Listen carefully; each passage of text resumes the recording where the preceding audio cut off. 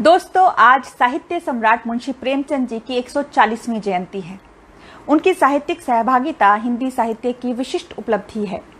मैं गायत्री कौशल भाव मंजरी साहित्यिक मंच पर आज उनका जीवन परिचय आपके समक्ष प्रस्तुत करके उन्हें विनम्र श्रद्धांजलि अर्पित कर रही हूँ। मुंशी प्रेमचंद भारत के उपन्यास सम्राट माने जाते हैं, जिनके युग का विस्तार सन 1880 से 1936 तक का है। ये कालखंड भारत के इतिहास में बहुत महत्वपूर्ण है। इस युग में भारत का स्वतंत्रता संग्राम नई मंजिलों से गुजर रहा था। प्रेमचंद जी का वास्तविक नाम धनपत राय श्रीवास्तव था। वे एक सफल लेखक, देशभक्त नागरिक, कुशल वक्ता, जिम्मेदार संपादक और संवेदनशील रचनाकार थे। 20वीं शताब्दी के पूर्वार्ध में जब हिंदी में काम करने की तकनीकी सुविधाएं नहीं थी, फिर भी इतना काम करने वाला लेखक उनके सिवा कोई दूसरा नहीं हुआ। दोस्तों, प्रेमचंद जी का जन्म वाराणसी से लगभग 4 मील दूर लम्ही नाम के गांव में 31 जुलाई 1880 को हुआ। प्रेमचंद जी के पिताजी मुंशी अजायब लाल और माता आनंदी देवी थी। उनका बचपन गांव में ही बीता और प्रेमचंद का कुल जो था वो दरिद्र कायस्थों का कुल था, जिनके पास करीब 6 बीघा जमीन थी और उनका परिवार बहुत बड़ा था। प्रेमचंद जी के पितामह मुंशी गुरु सहाय लाल पटवारी थे। उनके पिता मुंशी अजायब लाल डाक मुंशी थे और उनका वेतन करीब 25 रुपए मासिक था। उनकी मां आनंदी देवी बहुत ही सुंदर, सुशील और सुघड़ महिला थी। जब प्रेमचंद 15 वर्ष के थे तो उनका विवाह कर दिया गया और वो विवाह उनके सौतेले नाना ने तय किया था। सन 1905 के अंतिम दिनों में उन्होंने शिवरानी से दूसरा विवाह किया।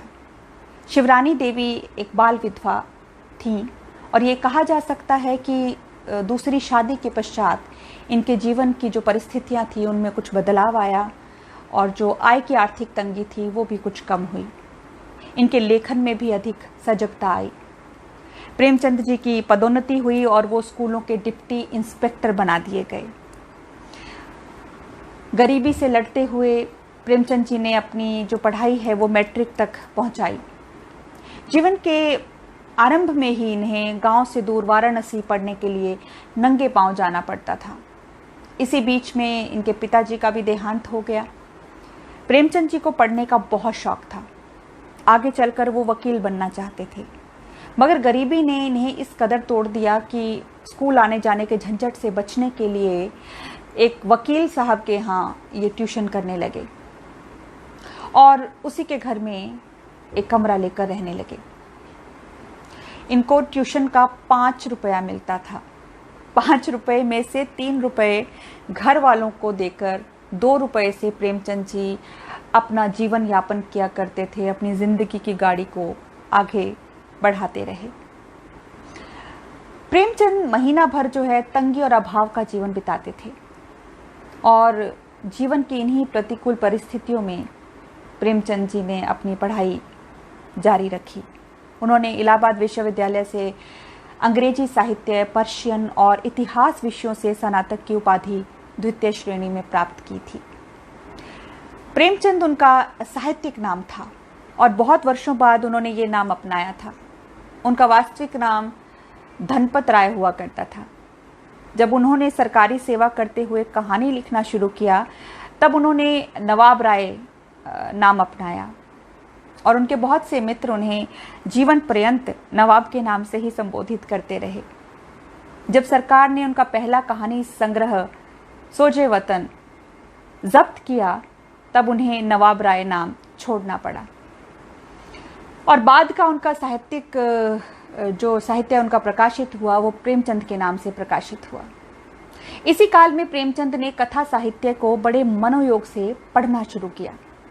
एक तंबाकू विक्रेता की दुकान में उन्होंने कहानियों के अक्षय भंडार, जिसे तिलिस्मे होशरुबा, उसका पाठ उन्होंने सुना और इस पौराणिक गाथा के लेखक फैजी बताए जाते हैं, जिन्होंने अकबर के मनोरंजन के लिए ये कथाएं लिखी थी।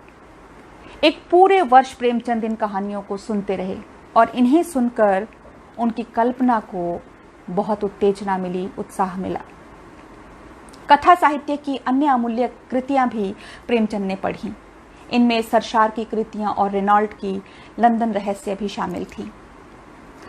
प्रेमचंद की रचना दृष्टि विभिन्न साहित्य रूपों में अभिव्यक्त हुई। वह बहुमुखी प्रतिभा संपन्न साहित्यकार थे। प्रेमचंद की रचनाओं में तत्कालीन साहित्य बात करता है। उन्होंने अपनी रचनाओं में जनसाधारण की भावनाओं, परिस्थितियों और उनकी समस्याओं का मार्मिक चित्रण किया। उनकी कृतियां भारत के सर्वाधिक विशाल और विस्तृत वर्ग की कृतियां हैं। अपनी कहानियों से प्रेमचंद मानव स्वभाव की आधारभूत महत्ता पर बहुत बल देते हैं। इसी वजह से उनकी कृतियां जनसाधारण की मनोदशा को व्यक्त करती हैं। उन्होंने उपन्यास, कहानी, नाटक, समीक्षा, लेख, संपादकीय, संस्मरण अनेक विधाओं में साहित्य की सृष्टि की, किंतु मुख्य रूप से उन्हें एक कथाकार ही माना जाता है। उन्हें अपने जीवन काल में ही उपन्यास सम्राट की पदवी मिल गई थी। उन्होंने कुल 15 उपन्यास, 300 से कुछ अधिक कहानियां, 3 नाटक, 10 अनुवाद, 7 बाल पुस्तकें और हजारों पृष्ठों के लेख, संपादकीय भाषण, भूमिका पत्र आदि की रचना की। जिस युग में प्रेमचंद ने कलम उठाई थी, उस समय उनके पीछे ऐसी कोई ठोस साहित्यिक विरासत नहीं थी और ना ही विचार थे, ना ही उनकी प्रगतिशीलता का कोई मॉडल ही उनके सामने था, सिवाय बांग्ला साहित्य के।